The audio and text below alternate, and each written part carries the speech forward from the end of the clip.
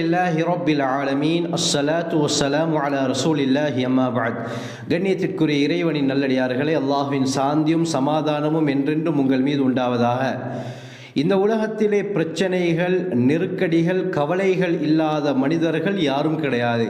எல்லோரும் அதிகமான பிரச்சனைகளில், கவலைகளில், வாழ்க்கை நெருக்கடிகளில், வறுமைகளில் சிக்கி தவித்து கொண்டு தான் இருக்கிறார்கள். காலம் செல்ல செல்ல இந்த விடயங்கள் மோசமாகி கொண்டே தான் செல்கிறது. சிலர் கமெண்ட் செக்ஷனில் இந்த விடயங்களை பற்றி பேசுங்கள் என்று கூறியிருந்தார்கள். இதற்கு ஏதாவது இஸ்லாம் வழிமுறைகளை சொல்கிறதா? பிரச்சனைகள் நீங்குவதற்கு, கணவன் மனைவிக்கு மத்தியில் இருக்க கூடிய அந்த புரிந்துணர்வு, விட்டு கொடுப்பு, அன்பு அதிகரிப்பதற்கு இஸ்லாம் ஏதாவது வழிமுறைகளை சொல்கிறதா? நாம் சரியான முறையிலே கஷ்டங்களை அனுபவித்துக் கொண்டிருக்கிறோம். இந்த கஷ்டங்கள், நெருக்கடிகள் நீங்குவதற்கு வழிமுறைகள் இருக்கிறதா என்று கேட்டார்கள்.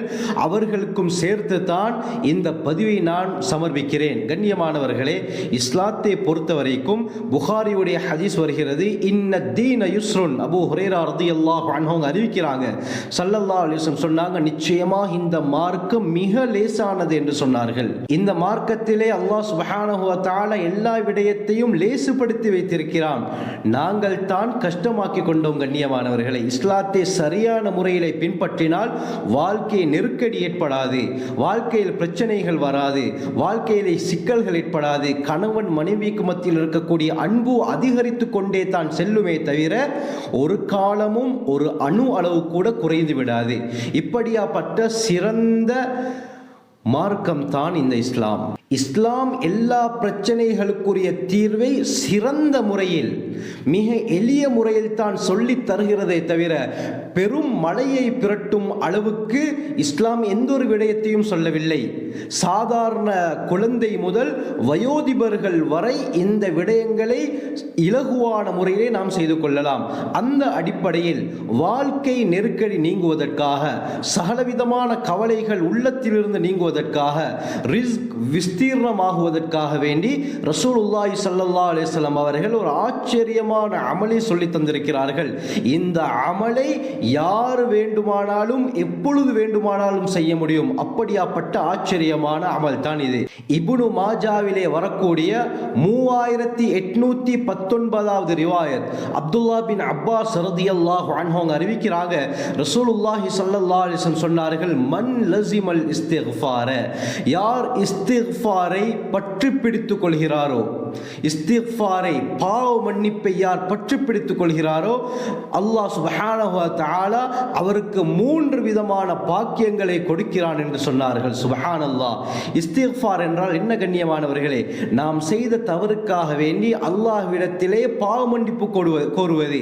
இதற்கு பல வார்த்தைகளை இஸ்லாம் கற்றுத் தருகிறது. அஸ்தக்ஃபிருல்லாஹ் என்று சொல்ல முடியும், ரப்பிக்ஃபிர்லி என்று சொல்ல முடியும், லா ஹவுல வலா குவத்த இல்லா பில்லாஹ் என்று சொல்ல முடியும், லா இலாஹ இல்லா அன்த சுப்ஹானக இன்னி குன்து மினல் ஸாலிமீன் என்ற வார்த்தைகள் எல்லாம் இஸ்திக்ஃபாருக்குள்ளால் அடங்கும்.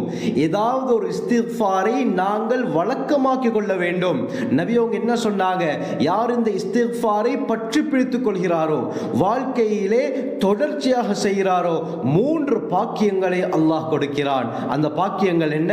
முதலாவது, ஜஅலல்லாஹு லஹு மின் குல்லி ஹம்மின் ஃபரஜா. சுப்ஹானல்லாஹ். சகலவிதமான கவலைகளை விட்டு வெளியேறக்கூடிய பாதையை அல்லாஹ் காட்டுகிறான் என்று நபி அவங்க சொன்னாங்க. மின் குல்லி ஹம்மின் நகிராவாக நபி அவர்கள் பாவித்திருக்கிறார்கள்.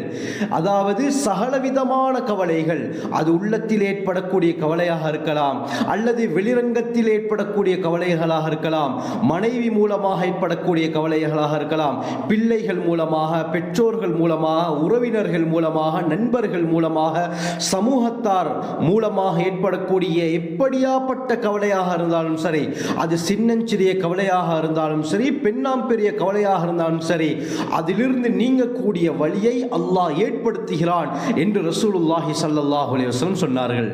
எவ்வளவு நேரம் செல்லும் கண்ணியமானவர்களே இந்த இஸ்திக்ஃபார் செய்வதற்கு? இரண்டாவது நபி அவங்க சொன்னாங்க, வமின் குல்லி தீக்கின் மக்ரஜா, வாழ்க்கை நெருக்கடி, சகலவிதமான நெருக்கடிகளை விட்டு வெளியேறக்கூடிய பாதையை அல்லாஹ் காட்டுகிறான் என்று ரசூலுல்லாஹி ஸல்லல்லாஹு அலைஹி வஸல்லம் சொன்னார்கள். இன்று வாழ்க்கை நெருக்கடி இல்லாத மனிதர்கள் யார் இருக்கிறார்கள்? இந்த வாழ்க்கை நெருக்கடி தாங்க முடியாமல் எத்தனை பேர் சூசைட் அட்டெம்ப்ட் பண்ணுகிறார்கள். இஸ்லாம் அதை தடுக்கிறது கண்ணியமானவர்களே. இந்த இஸ்திக்ஃபாரை தொடர்ச்சியாக நாம் செய்யும் பொழுது வாழ்க்கை நெருக்கடியை அல்லாஹ் படிப்படியாக இல்லாமலாக்கி நிம்மதியான வாழ்க்கையை வாழ வைப்பான். இந்த இஸ்திக்ஃபார் என்பது அனுபவபூர்வமான அமல் கண்ணியமானவர்களே. நான் கண்ட அனுபவம் இந்த இஸ்திக்ஃபாரின் மூலமாக. இதை தொடர்ச்சியாக செய்யும் பொழுது அல்லாஹ் எல்லா விதமான பிரச்சனைகளையும் இல்லாமலாக்கி விடுகிறான். மூன்றாவது ஸல்லல்லாஹு அலைஹி வஸல்லம் சொன்னாங்க, வரஸகஹு மின் ஹைது லா யஹ்தஸிப், நினையா புறத்தால் அல்லாஹ் இவருக்கு ரிஸ்க் அளிப்பான் என்று ஸல்லல்லாஹு அலைஹி வஸல்லம் சொன்னார்கள். ரிஸ்க் என்பது கண்ணியமானவர்களே சாப்பாடு மட்டும் கிடையாது, குடிப்பானம் மட்டும் கிடையாது. இதற்குள்ளால் சாப்பாடும் வரும், குடிப்பானங்களும் வரும், ஆடைகளும் வரும், மனிதனுக்கு தேவையான சகல விடயமும் இந்த ரிஸ்க் என்ற வார்த்தைக்குள்ளால் வரும். அது சிறந்த மனைவியாக இருக்கலாம், சிறந்த குழந்தைகளாக இருக்கலாம், சிறந்த வியாபாரமாக இருக்கலாம், உடல் ஆரோக்கியமாக இருக்கலாம், கடன் இல்லாத வாழ்க்கையாக இருக்கலாம், நோய் இல்லாத வாழ்க்கையாக இருக்கலாம். எல்லா விடயமும் இந்த ரிஸ்க் என்ற வார்த்தைக்குள்ளால் உள்ளடங்கும். நபி அவங்க சொன்னாங்க, நினையா புறத்தால் அல்லாஹ் இவருடைய சகல தேவைகளையும் நிறைவேற்றுகிறான் என்று சொன்னால் எப்படியாப்பட்ட ஒரு அமலாக இருக்கும் கண்ணியமானவர்களே. அனுபவபூர்வமான அமல். கட்டாயம் இதை இன்றிலிருந்து செய்வதற்கு முயற்சி செய்யுங்கள். நான் செய்த, நான் அனுபவத்தில் கண்ட ஒரு அமலை உங்களுக்கு நான் சொல்கிறேன். ஒவ்வொரு நாளும் தஹஜ்ஜுடைய நேரத்திலே தஹஜ்ஜுத் தொழுகையை தொழுவதற்கு பிறகு அதே இடத்தில் அமர்ந்து 500 தடவை அஸ்தக்ஃபிருல்லாஹ் அல்லது ரப்பிக்ஃபிர்லி லா ஹவ்ல வலா குவத்த இல்லா பில்லாஹ் ஏதாவது ஒரு வார்த்தையை நீங்கள் நாவிற்கு பழக்கிக் கொள்ளுங்கள். இந்த இஸ்திக்ஃபாரை அதே இடத்தில் அமர்ந்து 500 தடவை செய்யுங்கள். நிச்சயமாக உங்களுடைய வாழ்க்கையில் எந்த அளவுக்கு மாற்றங்கள் ஏற்படுகிறது என்பதை நீங்களே உணர்வீர்கள். இது அனுபவபூர்வமான அமல். அல்லாஹ் சுப்ஹானஹு வ தஆலா நம்முடைய பிரச்சனைகளை அடியோடு இல்லாமல் ஆக்கி விடுகிறான். நம்முடைய கடன் தொல்லைகளை அடியோடு இல்லாமல் ஆக்கி விடுகிறான். அது மட்டுமல்லாமல் நினையா புறத்தால் நம்முடைய தேவைகளை அல்லாஹ் நிறைவேற்றி வைக்கிறான் என்று சொன்னால் இதை விட வேறு என்ன வேண்டும் கண்ணியமானவர்களே? நாம் இன்று மஹ்லூக் படைப்பினங்களிடத்திலே நம்முடைய தேவைகளை கேட்டுக்கொண்டிருக்கிறோம். யாசகம் கேட்பது போல் அவர்களிடத்திலே போய் இந்த விடயங்களை நாங்கள் கேட்டுக்கொண்டிருக்கிறோம். அல்லாஹ் கோபப்படுகிறான் கண்ணியமானவர்களே. திர்மிதியுடைய ஹதீஸ் வருகிறது.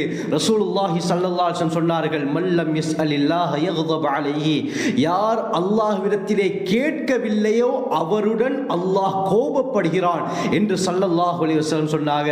கேட்பதற்கு சகல தகுதி அல்லாஹ் தஆலா மட்டும் தான் கண்ணியமானவர்களே.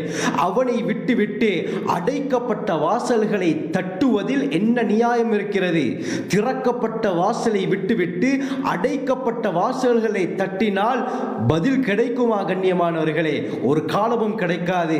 அதனால் இந்த அமலை வாழ்க்கையிலே நீங்கள் தொடர்ச்சியாக செய்வதற்கு முயற்சி செய்யுங்கள். எந்த பிரச்சனையில் இருக்கக்கூடிய மனிதரும் இந்த இஸ்திக்ஃபாரை தொடர்ச்சியாக செய்யும் பொழுது அந்த பிரச்சனையை அல்லாஹ் நீக்கி வைக்கிறான். ஆகவே நாம் நம் வாழ்வை சிறந்த முறையில் அமைத்துக் கொள்ள வல்ல அல்லாஹ் நம் அனைவருக்கும் கிருபை செய்வானாக. ஜஸாக்குமுல்லாஹு கைர். வாஹிரு தஅவானா அல்ஹம்துலில்லாஹ்.